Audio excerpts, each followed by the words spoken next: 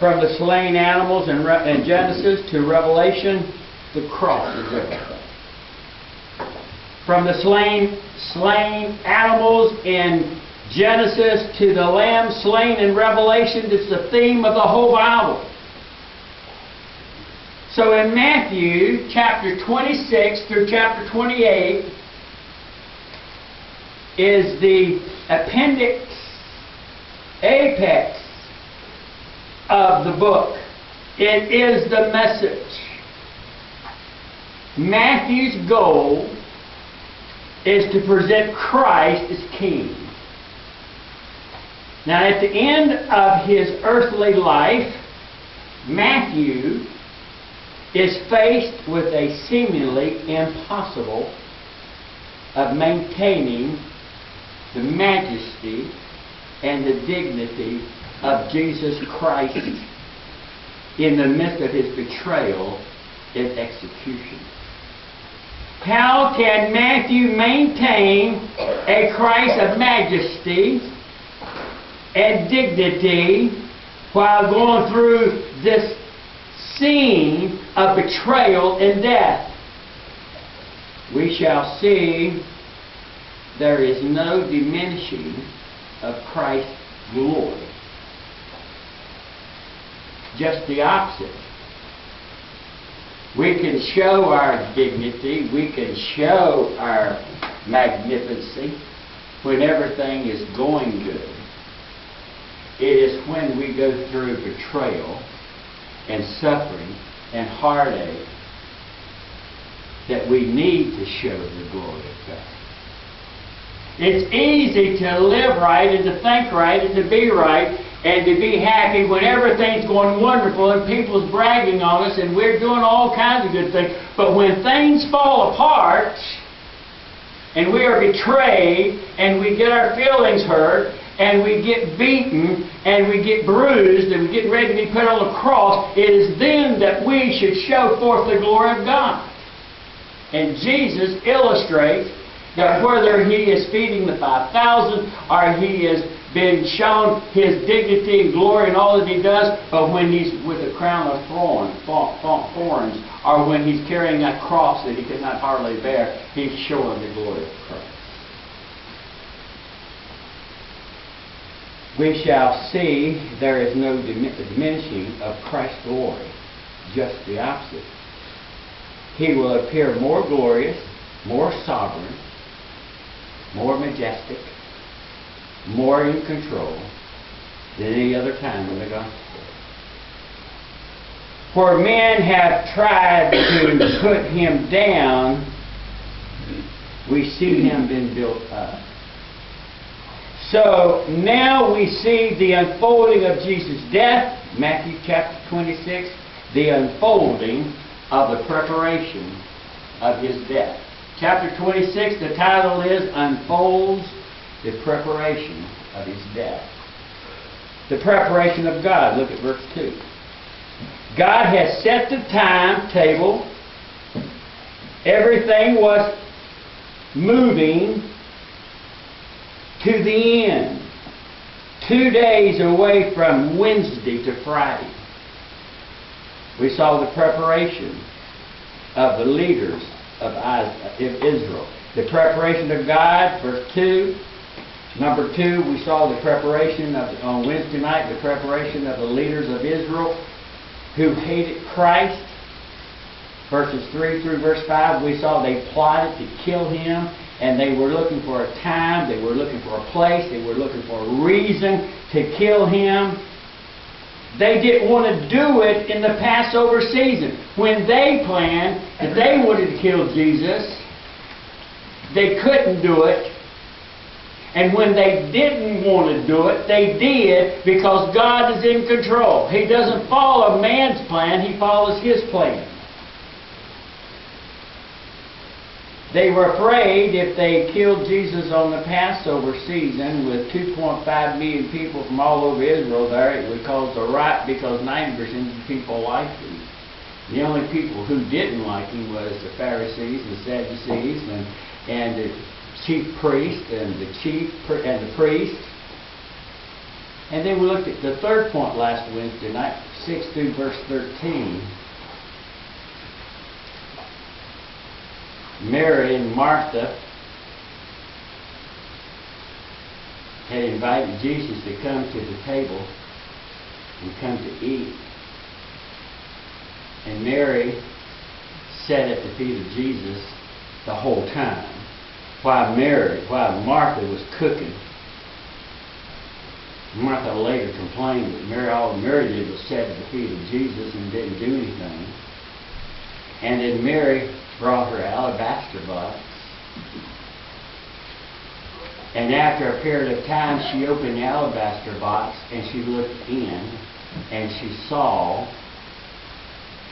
a bottle of perfume that had taken up a year of wages for her to use. And she may have saw some other things in the box that was so much less expensive, welfare stuff. And she looked in the box and she says, "How much is Jesus worth? How much do I believe Jesus is worth?" And she got into her box and she pulled out the ointment, and she took the whole bottle that was a year's wages, and she just took over top of his head and poured a few drops on his head. I saw Alan and Angie Harris this week. They came by to see us. He said, "Man, I love that sermon. How much are you willing to get in your alabaster box, and how much are you willing to give?" And it all proves how much you appreciate God. Some of you may take the alabaster box and take the anointing out of the box, and you know it's so expensive, but you're not going to give hardly any of it on Jesus' head. And what did Mary do? She poured every single drop on the head of Jesus Christ. But see, she had been at His feet. If you stay at the feet of Jesus long enough, it's going to touch your heart, and you'll do a whole lot more than if you're ignoring God all before. Amen. And so she poured it all over His head. The disciples said, "You have got to be kidding me. Are you kidding me? She poured every drop on the top. Can you know how much money that would cost to feed the poor?" And Jesus said, "Leave her alone. You have the poor with me, but you will not have me very long. Leave her alone. She did the right thing."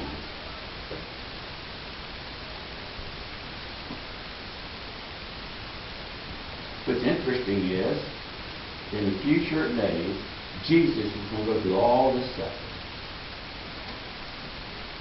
And God prepared the body of Jesus with the anointing of oil for what He's about to go through with before He goes to the cross. And then Matthew points out, fourthly, the preparation of Judas of the betrayal in verses 14 through verse 16.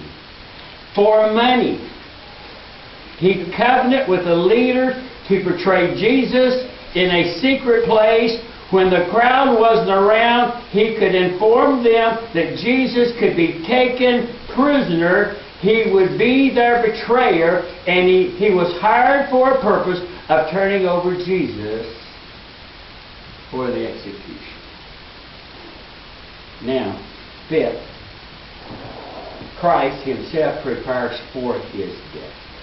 The preparation of God, verse 2. The preparation for the leaders of Israel, 3 to 4. The preparation of Mary, 6 through 13. And number 4, the preparation of Judas for the betrayal, 14 through 16. And then number 5,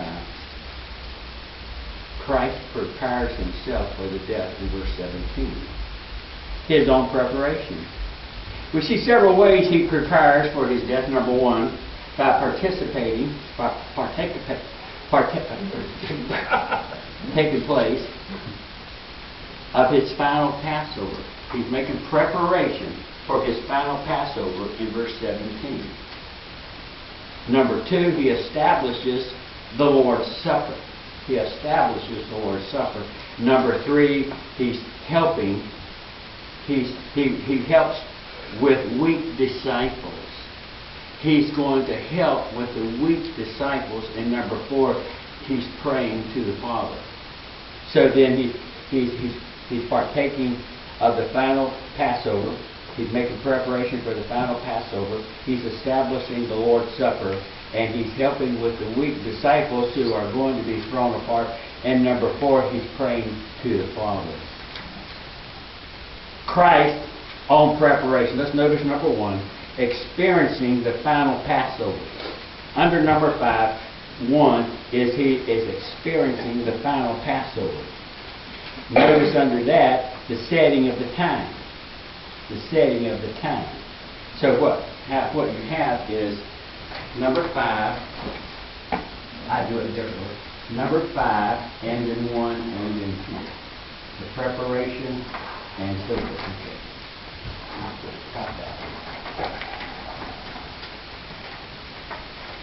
Okay, got it? The Lord was committed to keeping the Passover.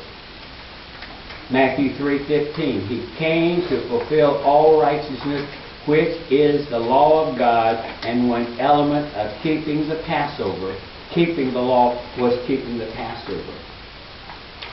Luke chapter 22, verse 15 says, Jesus had an intense desire to keep the Passover with his disciples.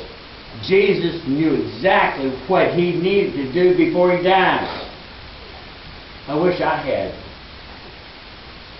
3 days. If you knew you had 3 days to die, what would you do? Kill me. Let's notice the background. The Feast of Israel. Israel had a special feast day. And much like one special day, Israel had days that they set aside to remember God's work of the past. The Feast of the Pentecost, the Feast of the Tabernacle, the Day of the Atonement, the Feast of Lights, the Feast of Dedication. Dorothy can tell you about all these feasts. The Feast of the Trumpets, the Feast of the Unleavened Bread. All of these, if you need to know the answer to this, is just go to Dorothy when she reads Leviticus, and she will be more than happy to tell you. The purpose, the significance of the Passover. Don't pass over the Passover. The Passover is a celebration of God's deliverance of Israel out of 400 years of bondage into Egypt. God told Israel to kill a spotless lamb and put the blood on the doorpost, and when the death angel came to kill the firstborns, he sees the blood and he will pass over. And when the firstborns were killed, Pharaoh sent Israel out of Egypt, and God delivered them. So, the celebration of the Passover commemorates the sacrificial lamb whose blood enabled Israel to escape the judgment of death.